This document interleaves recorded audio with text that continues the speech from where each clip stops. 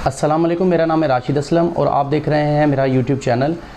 जैसा कि मैंने अपनी प्रीवियस वीडियो में आपको बताया था कि हम जो है वो तो सिलेबस को कंप्लीट कवर करने वाले हैं और इंशाल्लाह मैं जो है इन तमाम सब्जेक्ट्स को बारी बारी से, अभी मैं 5th क्लास से शुरू कर रहा हूँ और इंशाल्लाह 5th क्लास के बाद 6th 7th 8th 9th 10th और 4 को भी हम डिस्कस करेंगे इंशाल्लाह तमाम सब्जेक्ट्स को। अभी चूँकि मेरा आज पहला लेक्चर है तो मैं अल्लाह तबारक व तआला के पाक नाम से शुरू करना चाहता हूँ और मैं चाह रहा हूँ कि मैं पहला लेक्चर जो है वो इस्लामियत का रिकॉर्ड करूँ। जो बच्चे भी मुझे देख रहे हैं तो सबसे पहले तो मैं उन बच्चों को ये बता दूँ कि ऑनलाइन पढ़ने का तरीका, अगर आप लोग मुझसे कनेक्ट होना चाहते हैं तो सबसे पहले तो आपको ये करना है कि आज जिस तरह मैं आपको बता रहा हूँ कि मैं पहला जो है वो लेक्चर देने वाला हूँ इस्लामियात पर, इसका पहला चैप्टर, तो आप लोग भी अपनी अपनी बुक अपने करीब रखें और थोड़ा सा अलग हो जाएं बाकी फैमिली से, ताकि ये जो 15-20 मिनट का लेक्चर होगा ये अगर आप पूरी तवज्जो के साथ सुनेंगे तो इंशाल्लाह आपको जो है वो समझ भी आएगा और अच्छा समझ आएगा और आपके कॉन्सेप्ट्स भी क्लियर होंगे। तो अभी ज़्यादा टाइम मैं आपका वेस्ट नहीं करूँगा, इंशाल्लाह हम शुरू करते हैं और चलें जी। तो पहला चैप्टर है मेरे पास, ये देखें, सबसे पहले कुरान मजीद व हदीस नबवी है, नाज़राए कुरान मजीद है। तो ये चैप्टर ज़्यादातर हमें याद ही करने होते हैं तो इसको मैं स्किप करता हूँ। जो पढ़ने वाले चैप्टर्स हैं, मतलब जहाँ से हमारी रीडिंग और पेपर स्टार्ट होता है, तो वो पहला चैप्टर है। तो ये मेरे पास जो बुक है उसमें पेज नंबर 12 है और वो पहला चैप्टर है ईमानियात व इबादात, ईमानियात, और पहला चैप्टर का नाम है आखरत। अभी इस चैप्टर को मैं शुरू कर रहा हूँ और आप लोग मुझे सुने और जो बच्चे मुझे तवज्जो से सुनेंगे इंशाअल्लाह तबारक व तआला उनको समझ भी आएगी और वो उनके कॉन्सेप्ट्स भी क्लियर होंगे। चलें जी शुरू करते हैं। बिस्मिल्लाहिर्रहमानिर्रहीम। आखरत, सबक का नाम है आखरत। दीन इस्लाम में जिन बातों पर ईमान रखना ज़रूरी है इनमें से एक आखरत है। आप सबको पता है कि जैसे हम मुसलमान हैं तो एक मुसलमान के लिए चंद जैसे कलमा तौहीद है, नबियों पर ईमान है, इसी तरह आखरत पर भी ईमान रखना ज़रूरी है। आखरत पर ईमान रखना ज़रूरी इसलिए है क्योंकि अगर हम आखरत पर ईमान नहीं रखेंगे तो हमें वो जज़ा और सज़ा का जो कॉन्सेप्ट है हमारे अंदर डेवलप ही नहीं होगा। हम तो सोचेंगे कि गुनाह करते जाओ या नेकी करेंगे तो उसका कोई फ़ायदा नहीं होगा। तो अल्लाह तबारक व तआला ने ये जो आखरत का जो पीरियड रखा है ये इसलिए रखा है कि जो इंसान दुनिया पर अच्छे काम करते हैं या वो इंसान जो दुनिया पर बुरे काम करते हैं उनको सवाब देना है और उनको अजाब भी देना है। तो जो अच्छे काम करेंगे उनके लिए सवाब है और जो बुरे काम करेंगे उनके लिए अजाब है। आखरत का मतलब क्या है?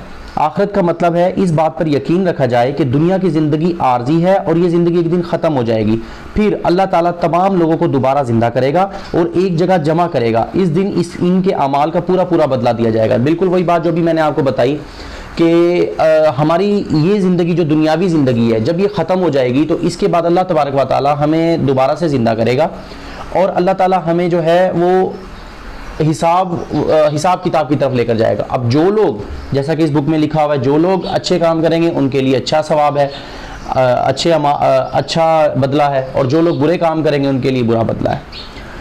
आगे पढ़ते हैं जी। उनके अच्छे बुरे कामों के बारे में पूछा जाएगा। इस दिन जिसके अच्छे अमल ज़्यादा होंगे अल्लाह ताला उसे इनाम देंगे और जन्नत में दाखिल करेंगे जहाँ इसे हर तरह की नेमतें मुयस्सर होंगी, और जिसके बुरे अमल ज़्यादा होंगे उसे सज़ा मिलेगी और जहन्नुम में डाला जाएगा। कुरान मजीद में इरशाद है, तो ये आयत है कुरान पाक का, मैं तर्जुमा कोट कर रहा हूँ यहाँ पे।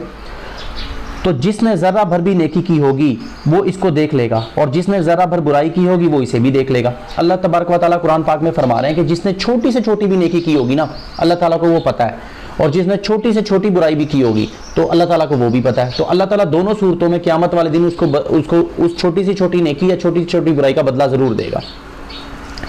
अकीदा आखिरत पर ईमान लाए बगैर कोई शख्स मुसलमान नहीं हो सकता। जैसे मैंने अभी आपको बताया था, इस्लाम के चंद ज़रूरी कॉन्सेप्ट्स हैं जिन पे ईमान रखना हमें बहुत ज़्यादा ज़रूरी है, जैसे नबियों पर ईमान लाना, कुरान पाक पर ईमान लाना। इसी तरह आखिरत पर ईमान लाना भी बहुत ज़रूरी है। अगर आप आखिरत पर ईमान नहीं लाएंगे तो आप एक अच्छे मुसलमान नहीं हो सकते, बल्कि होंगे ही नहीं। कुरान मजीद में ईमान लाने वालों के बारे में इरशाद है और आखिरत का यकीन रखते हैं, यानी अल्लाह तबारक व तआला कुरान पाक में उन लोगों का जिक्र कर रहे हैं जो मुसलमान हैं, जो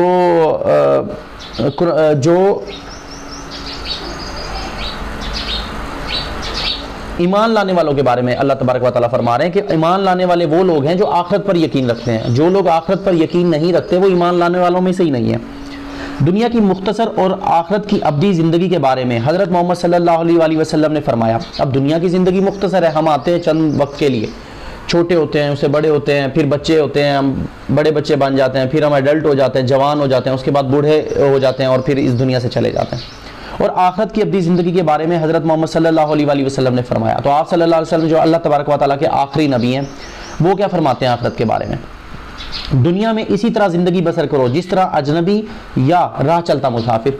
अल्लाह तबारक व तआला सही बुखारी की हदीस है, आप सल्लल्लाहु अलैहि वसल्लम फरमा रहे हैं कि दुनिया में इसी तरह ही ज़िंदगी बसर करो जैसे एक मुसाफिर कुछ वक्त के लिए आता है एक जगह पर और कुछ वक्त वहाँ पे गुजारता है, खाना खाता है, अपनी ज़िंदगी को जीता है और वहाँ से फिर चला जाता है। तो हमारी ज़िंदगी बिल्कुल इसी तरह ही है। हम आएंगे, हम आए हैं दुनिया पे, कुछ अर्सा के लिए जिएंगे और उसके बाद चुपचाप इस दुनिया से चले जाएंगे। और हमारी जो असल ज़िंदगी है वो हमारी मौत के बाद की ज़िंदगी है, जो हमारे मरने के बाद शुरू होगी।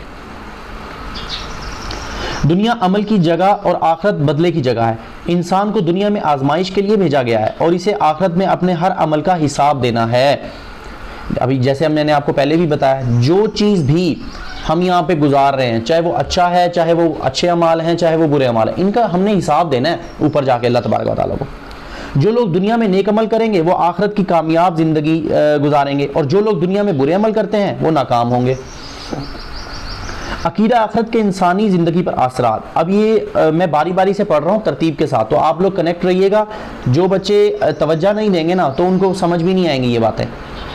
अकीदा आखिरत के इंसानी ज़िंदगी पर असरात। इंसान के अंदर नेक काम करने का जज्बा पैदा होता है। ज़ाहिरी बात है, जब हमें ये पता होगा कि इस ज़िंदगी के बाद भी हमने ज़िंदा होना है और हमने अल्लाह तबारक व तआला को हिसाब किताब देना है, तो हम क्या करेंगे?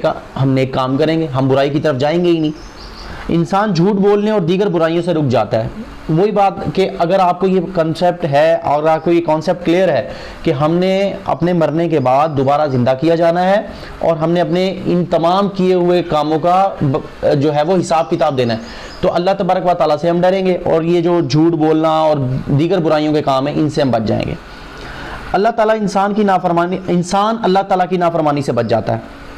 अकीदा आखिरत पर यकीन से इंसान में अच्छे इखलाक पैदा होते हैं। ज़ाहिरी बात है, देखें बेटा, जब हम ये सोच लेंगे ना कि हम जो कर रहे हैं, अगर हम हमसायों को तंग कर रहे हैं, अगर हम अपने रिश्तेदारों को तंग कर रहे हैं, किसी से गाली गलोच कर रहे हैं, बिला फजूल के झगड़े कर रहे हैं, तो हमें ये चीज़ फिर हमें अगर हमारे माइंड में ये चीज़ है कि हमने इसका बदला देना है, तो हमें तो कुछ तो डर होगा ना। अगर मैं किसी के साथ ज़्यादती कर रहा हूँ और लेकिन मुझे ये कॉन्सेप्ट है कि आखिरत में मुझसे इस बारे में पूछा जाएगा, तो मैं डरूंगा। यही कॉन्सेप्ट वो बता रहे हैं और यही चीज़ को वो बता रहे हैं कि हमें अगर आखिरत पर ईमान हो तो हम इन चीज़ों से बच जाते हैं। अकीदा आखिरत पर यकीन से इंसान में जवाबदही का एहसास पैदा होता है। बिल्कुल ऐसा ही है, जब हमें ये पता होगा कि हमने क़यामत वाले दिन उठाए जाना है, तो हमें ये भी तो होगा ना कि हमने जो कुछ किया है इसका हिसाब किताब देना है। हमें चाहिए कि हम दुनिया की ज़िंदगी बेहतर से बेहतर तरीके के मुताबिक बसर करने की कोशिश करें। अल्लाह ताला और इसके रसूल सल्लल्लाहु अलैहि वसल्लम ने जिन कामों को करने का हुक्म दिया है उन पर अमल करें और जिन कामों से रोका है उनसे रुक जाएं। झूठ और दूसरे बुरे कामों से इज्तनाब करें। माँ बाप का कहना माने, दूसरों के साथ अच्छा सलूक करें, ताकि जब हम अल्लाह ताला के सामने हाजिर हों तो अल्लाह ताला हमसे खुश हो जाए और हमें माफ़ कर दे। देखें, हमें अभी इस चैप्टर को पढ़ने से हमें यही पता चला है कि हमें आखिरत पे ईमान रखना चाहिए और जो लोग भी आखिरत पे ईमान रखते हैं वही सच्चे मुसलमान हैं, बल्कि वही मुसलमान है। और जो लोग आखिरत पर यकीन रखेंगे वही लोग जो है वो आखिरत में कामयाब भी होंगे, क्योंकि उन्हें डर होता है ना दुनिया में कि हम अगर बुरे काम कर रहे हैं तो हमें इसका बुरा नतीजा मिलेगा और अगर हम अच्छे काम कर रहे हैं तो हमें इसका अच्छा नतीजा मिलेगा। तो हर हाल में हमें जो है ये देखना है कि हमने क्या करना है। तो ये चैप्टर अभी आखिरत जो था हमारा कंप्लीट हो गया और अभी इंशाल्लाह आप अगली वीडियो में इसकी एक्सरसाइज हम डिस्कस करेंगे। तो आप मेरी वीडियोस को देखते जाइएगा। तो जो लोग भी मेरे चैनल पे नए हैं तो वो काइंडली मेरे चैनल को सब्सक्राइब कर लें और मेरी वीडियोस को देखते रहें। और जो बच्चे मुझे जानते हैं या मुझसे पहले पढ़ चुके हैं वो इंतज़ार करें मेरी दूसरी वीडियो का। इंशाल्लाह तबारक व तआला अब आपसे मुलाकात होगी मेरी दूसरी वीडियो में। अपना ख्याल रखिएगा।